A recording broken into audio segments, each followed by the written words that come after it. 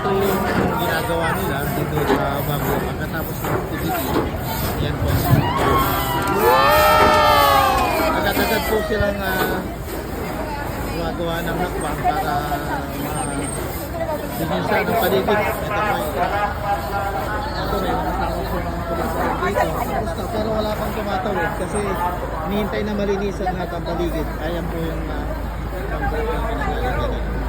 So ayan po, pagkatapos makikita po na walang tao. Mga tao doon pa rin tumatawid. Wala rito hanggang doon, hindi pa rin pwedeng tumawid. Ganito po sila dito pagkatapos sa pagkatapos. Wow! Makita po natin, nag-umpisa na doon. Maaari nang tumawid kasi tapos na lahat.